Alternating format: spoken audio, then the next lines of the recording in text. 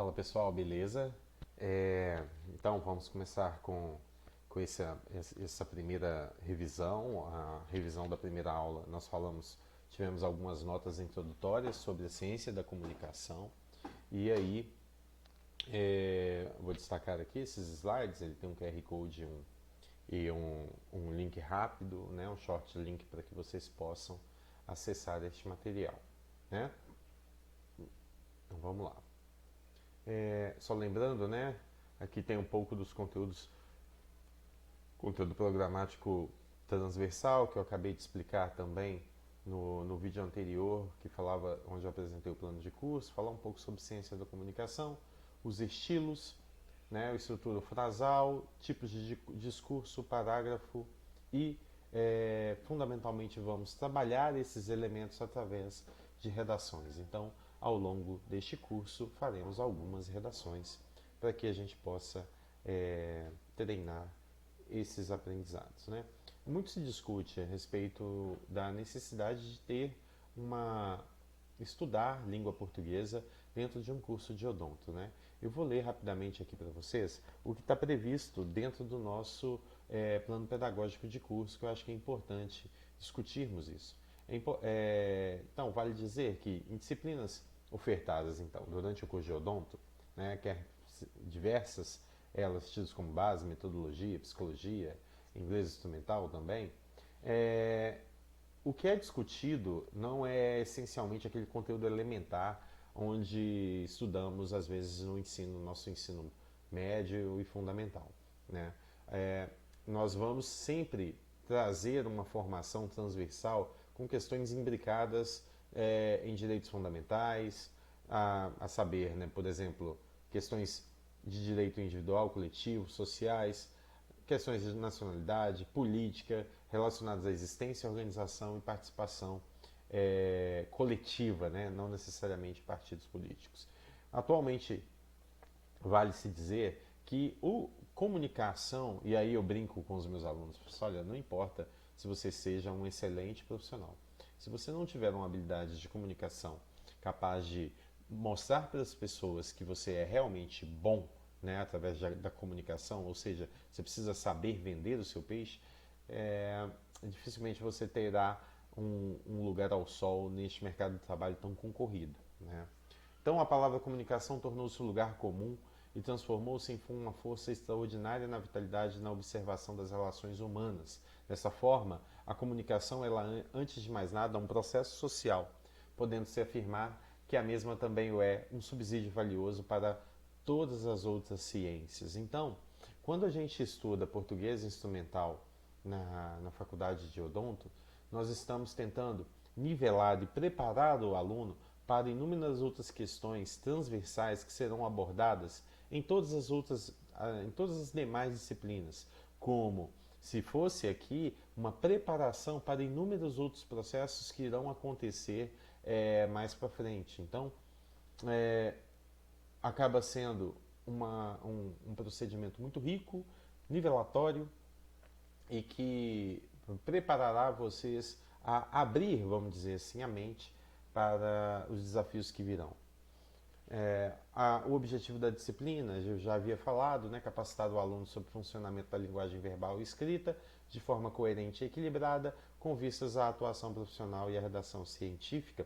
Lembrando que ela é uma disciplina da professora Sônia, e no próximo semestre temos a redação científica. Então, são um conjunto de disciplinas que ela ministra, então ela tenta conectar os conhecimentos de português, inglês, ao de redação. Então, sempre está atrelado no plano de curso. Na aula de hoje, vamos falando um pouco então sobre algumas notas introdutórias deste processo de comunicação. Lembrando que essa aula ela foi uma aula ministrada antes da pandemia. Então, hoje eu vou tentar ser um pouco mais sucinto para fazer essa revisão. No mundo moderno, então, a palavra comunicação tornou-se um lugar comum e ela tem força e extraordinária vitalidade na observação das relações humanas e no comportamento individual. Eu costumo dizer que, nesse caso, uma boa parte do nosso processo evolutivo e da nossa existência até hoje em relação a outras espécies que chegaram e se foram, se dá pela habilidade da comunicação, a habilidade de transpor o conhecimento da geração anterior para uma geração atual e permitir avanços que permitem uma maior adaptabilidade às situações adversas. Então, a capacidade de adaptar-se ao território, a capacidade de evoluir ao longo do tempo está, em grande parte, atrelado à nossa capacidade de transmitir o conhecimento que, por definição, se dá a partir da comunicação. Nos últimos 30 anos, a gente pode dizer que os cientistas aumentaram seu interesse pelo estudo dos efeitos do processo de comunicação, e aí, inicialmente, esse estudo era assistemático, transformando-se depois em um subsídio valioso para as ciências. Fato é que a comunicação é um processo social e sem ela a sociedade não existiria.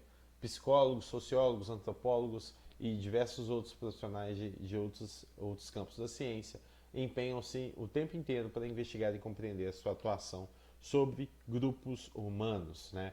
E a gente vai imaginar, eu estava dizendo recentemente essa semana para uma ex-aluna minha que estava reclamando que está esquecendo como se escreve, né? E aí eu disse para ela, olha, se você voltar algumas décadas atrás no Brasil, a gente vai lembrar de usos que não eram feitos na época que você aprendeu a escrever, né? Como farmácia, tinha um H antes, e hoje a gente tem uma linguagem, e por isso que essa disciplina de língua portuguesa ela começa na discussão de processo de comunicação, porque existe hoje um processo de linguagem não verbal que ele é muito comunicante, principalmente dentro dos meios virtuais. Então, os memes, os emoticons, os GIFs falam hoje, transmitem frases, contextos, demonstram sensações, emoções,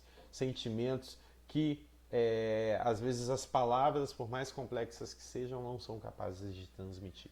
Então, é uma nova forma de comunicação oriundo da própria evolução humana da nossa sociedade contemporânea.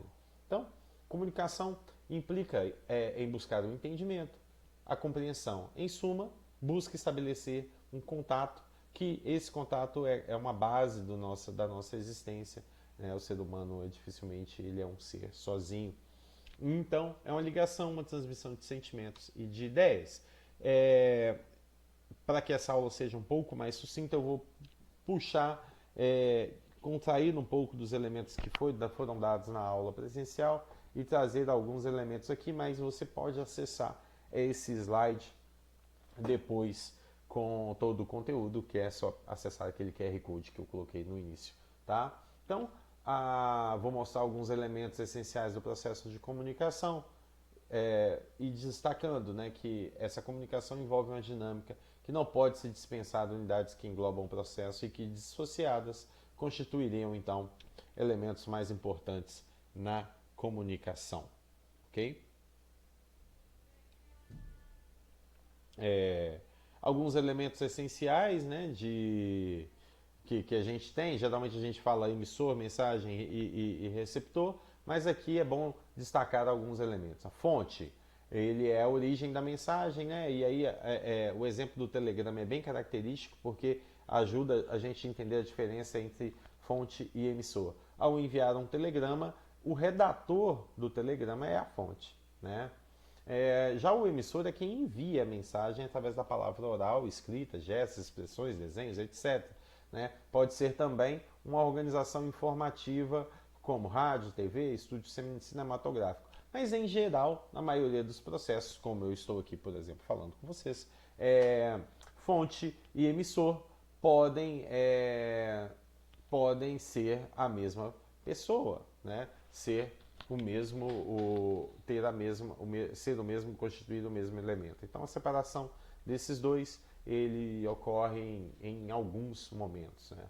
A mensagem, sobretudo, é um meio, né? Ele é a fonte que deseja transmitir, podendo ser visual, auditiva, audiovisual. Ela serve também,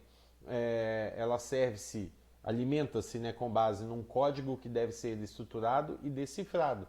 É preciso, então, que a mensagem tenha um conteúdo objetivo e use um canal apropriado.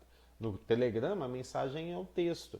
E a mensagem, ela precede, então, se ela serve de um código, gente, ele é uma forma de comunicação. É um caminho que se traça para que emissor e receptor comuniquem. Então, a língua portuguesa, por exemplo, poderia ser interpretada aqui como um grande conjunto de códigos. Ou seja, se você fala com alguém em língua portuguesa, se a pessoa não fala a língua portuguesa, ela não vai conseguir decodificar, né, a sua mensagem.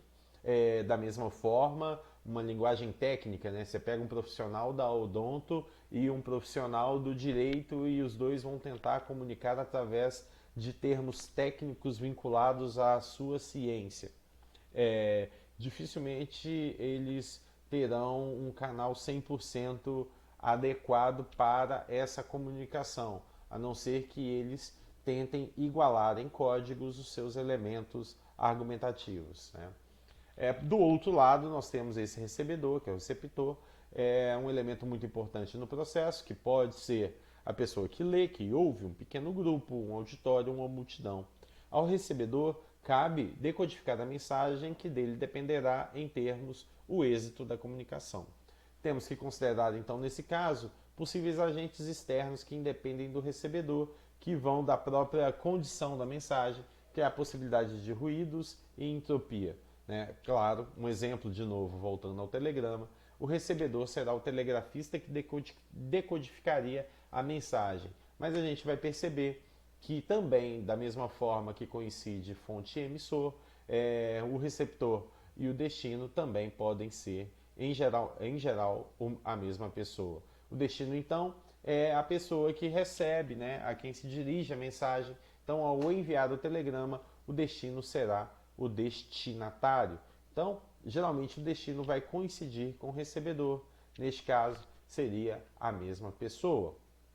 Bom, durante a mensagem eu citei alguns elementos, né? E aí desses elementos que constituem a mensagem é o próprio canal onde se coloca a mensagem. É a forma, então, que a fonte utiliza para enviar a mensagem. Ela deve ser escolhida cuidadosamente, pois é através dela que vai se assegurar a eficiência e o bom êxito da comunicação.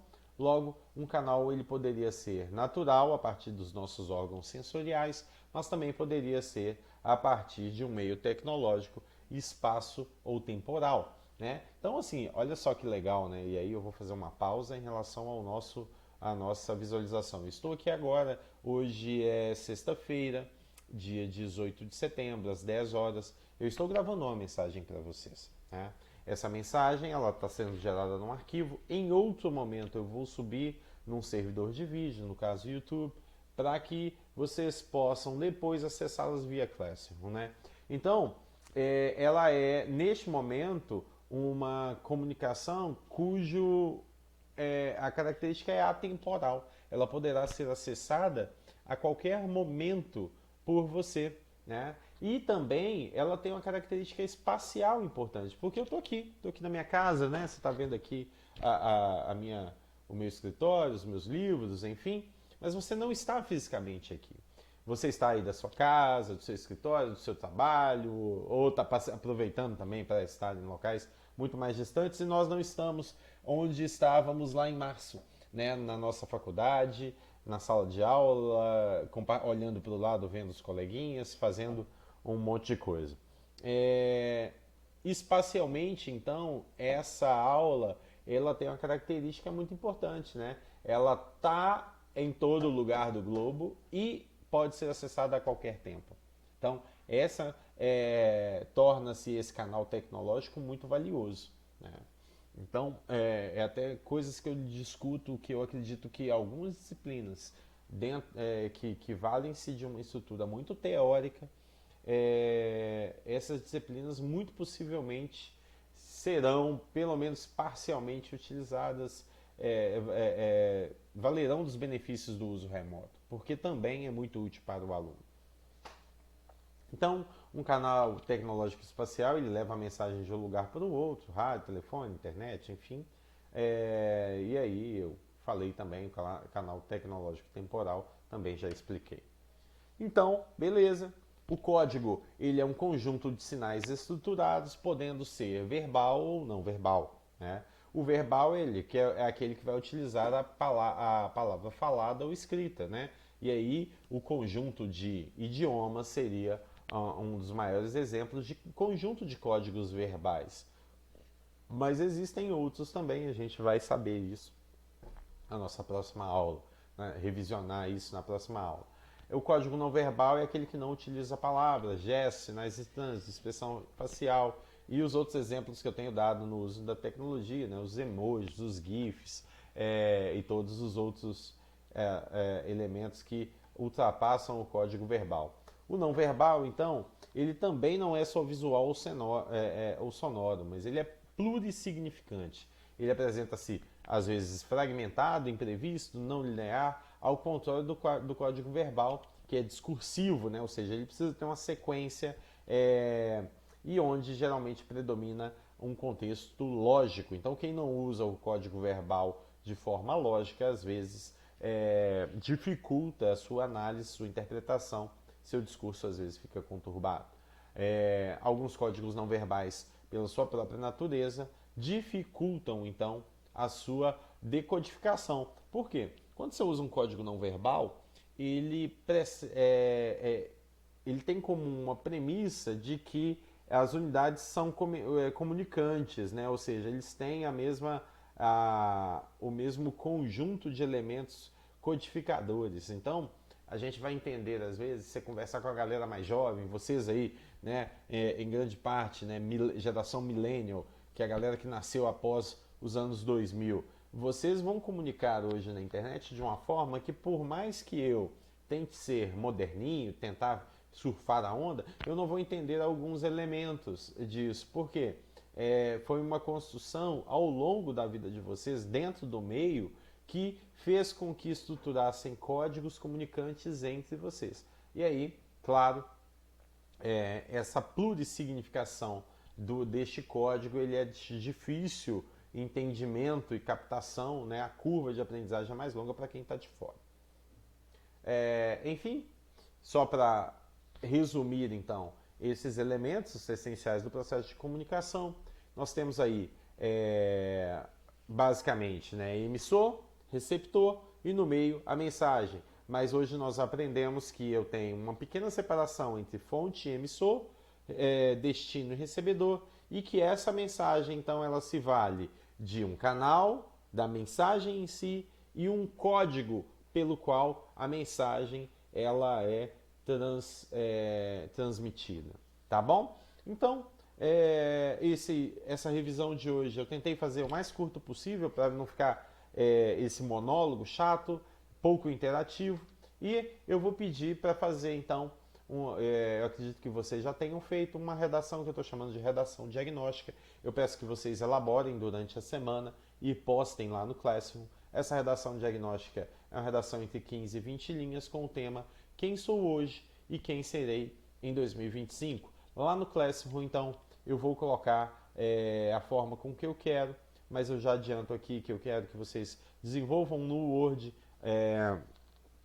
ou no editor de texto, um Open, e salvem como PDF para mim e postem lá no Classroom. Pessoal, sem mais delongas, a aula de hoje foi essa. Eu espero que vocês tenham gostado. Um abraço para vocês e fiquem com Deus. Valeu!